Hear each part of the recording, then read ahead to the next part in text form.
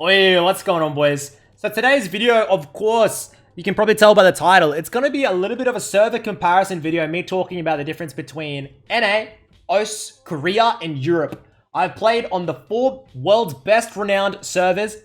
Probably that was the biggest lie I've ever said. So I think that NA versus EU versus Korea will be a good comparison. OS, I mean, it's not really that relevant of a server, but I'll include it because it's my home server, bro.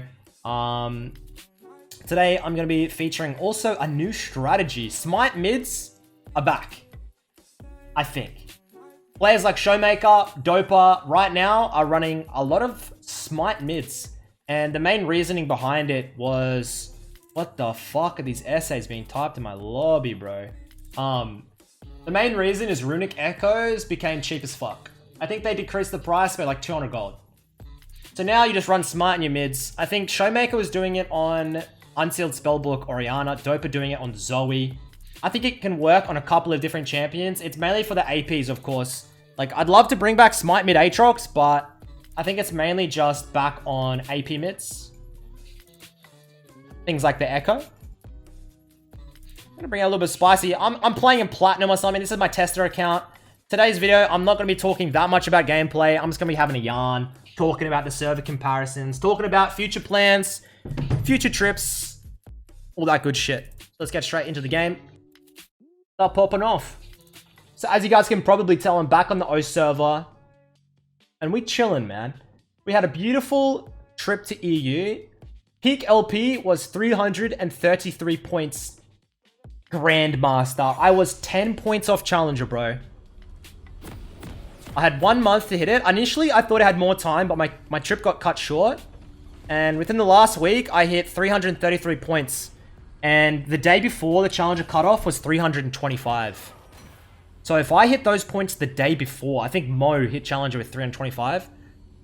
I got 333 and the Challenger cutoff went up. And I almost cried. I swear to God. But it's alright. Afterwards, we imploded a little bit. Imagine a whole trip with your goal of hitting Challenger. You get 1 game off. You play the next game, you lose it. You play the next game, you lose it. Imagine what happens to your mental, bro. I thought it'd be fine, but I wasn't. I think skill-wise, level-wise, I was a low Challenger player. I think it was like, I'm 10 points off is like, you know, you're there in skill level, but you just didn't quite get there. So, other than that, Europe was a beautiful place, man. It was my best trip by far, bro. Hanging out with like Blade, Mo, and Dom was nice. Having like a house, having like a nice apartment rather than that dungeon I was staying in Korea, if you guys remember that. So good, man. Such a nice country. I gotta go across to Germany as well. And just have a nice look, man. Beautiful country, beautiful girls, beautiful food.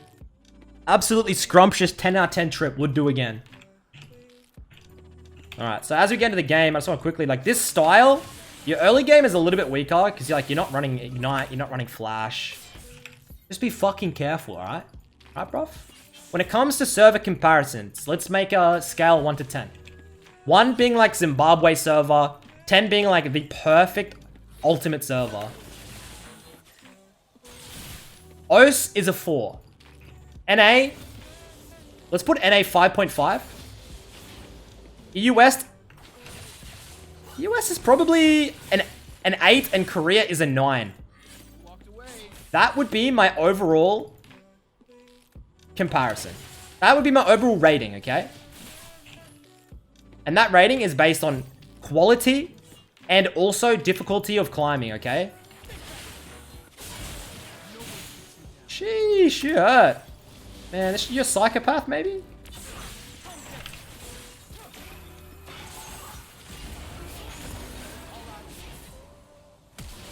Jesus. Almost got soloed by a goddamn... I literally have no lane summoners.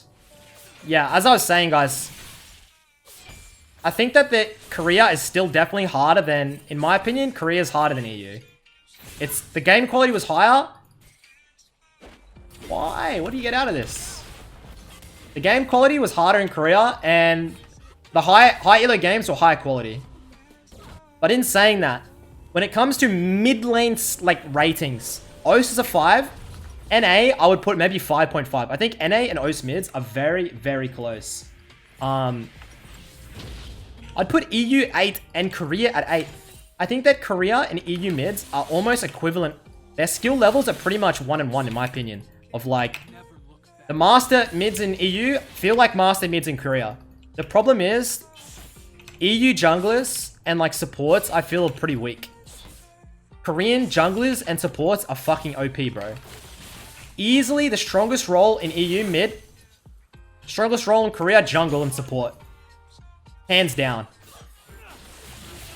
Come on, bro. That's a big wave. You don't want it. You don't want to do this. So yeah, I think that the EU server is legit as fuck. Very, very good server to play on. Almost as good as the Korean server. Not as toxic as I thought either. Really not as toxic as I thought. Korea is definitely more toxic than EU. Mainly because a lot of the EU toxicity is like just banter, bro. Like they're just memeing. It's like L9, they're all like half of them are just memeing and shit. I don't know, man. I swear they're not serious half the time. In Korea, it's like your mum, go die, boom, and then they're AFK.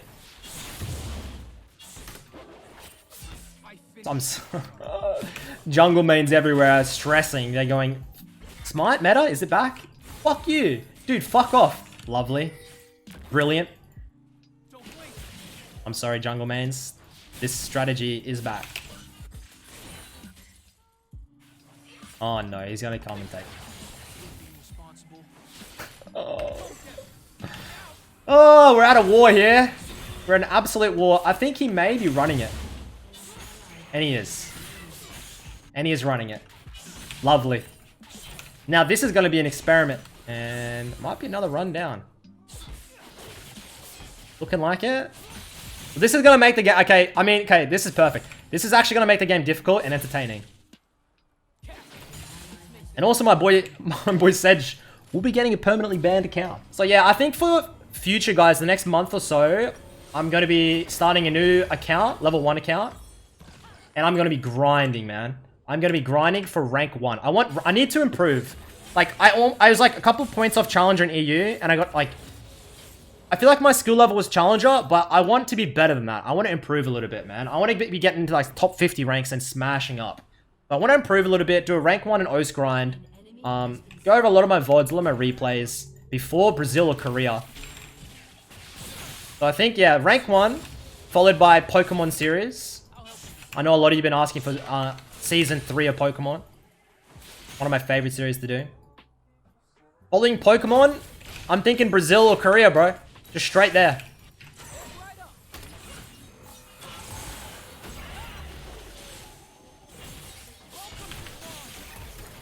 Should have red smited so early.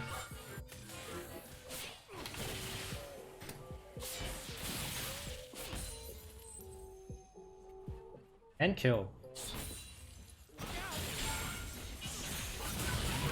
Oh, man. I ultimate just as I was getting executed. Fucking close. So yeah, I know Blade is doing a Turkey trip, but afterwards he probably wants to go to Korea. I'm down to do another trip with like Mo, Blade, and Dom again. That was sweet, having guys around you that play League. We can go out, visit places, do shit. It's not really that fun. How does she have a level advantage? It's not really that fun to do like trips alone, honestly. It's so much better to have people around you.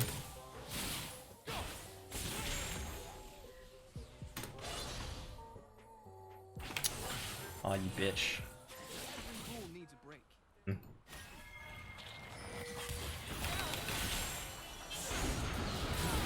Nice.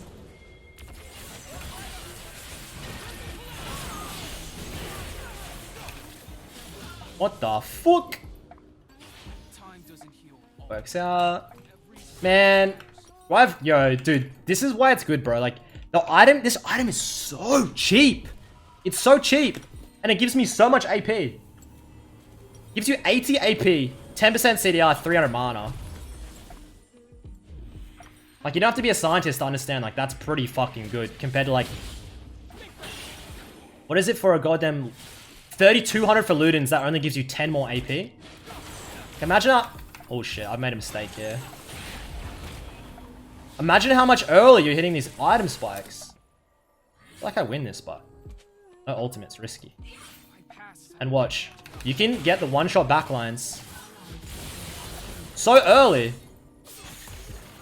Nah, I'm not down. Chilling. Cross.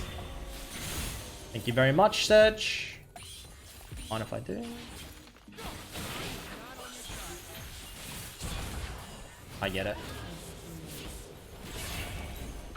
And the main way you play this, by the way, is like... You play like a split push style. With the bone platings. Bone platings demolish on the towers, and you just split, bro. You split as much as you can. You create as much pressure as you can. I even think a Nash's Tooth might be optimal. But not for a little bit. I think my next item...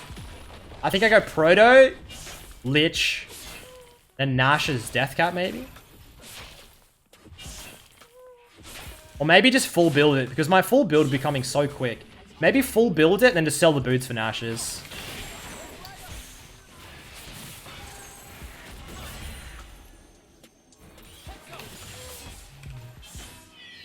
Also, guys, I'll have the new Jace skin available soon for you guys. We have like those league partner ones, if you remember. The new Jace skin I played on stream last night. Fucking sick, mate. It's like, it's such a sick skin.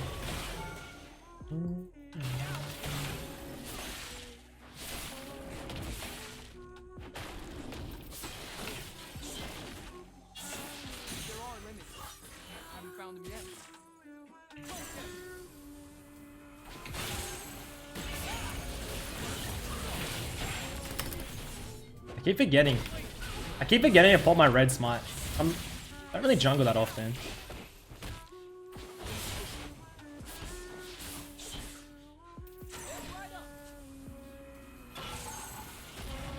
I'm good. Nah, I'm good, bro.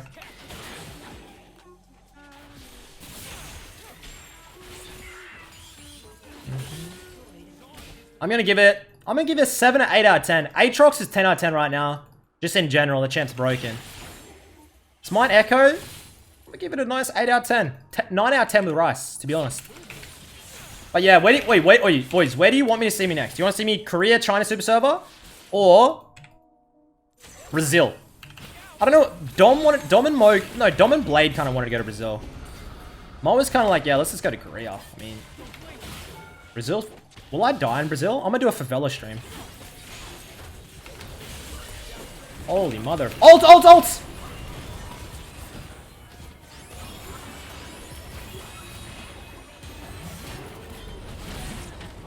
To the untrained eye, it may look like an int.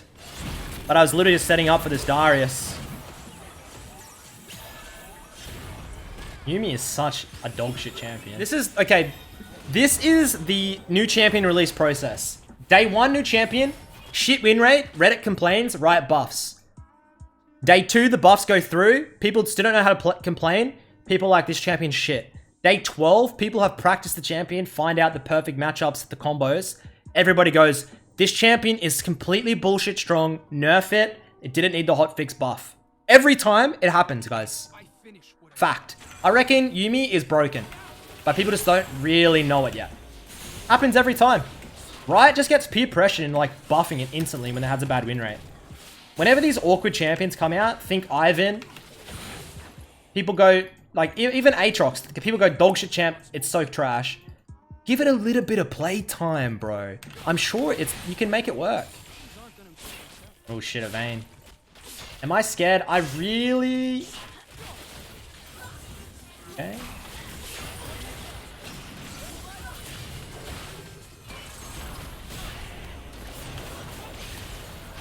You going around, you're killing this. Ah. Also, what do you guys think? Will TF Blade hit rank 1 in Korea? To be honest, I didn't think. I thought maybe he could do it, but I thought low percentage on Europe. Just because of the time. But that motherfucker is a freak. He is not human, by the way. He is some different type of breed. I'm legitimately full serious. I don't know what TF Blade is. Probably some type of alien. It's just wired differently. Oh, you're lucky.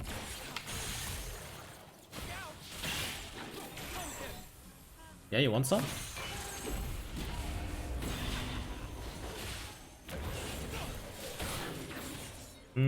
Could ult, but could also ult into an Amumu. Oh, shit.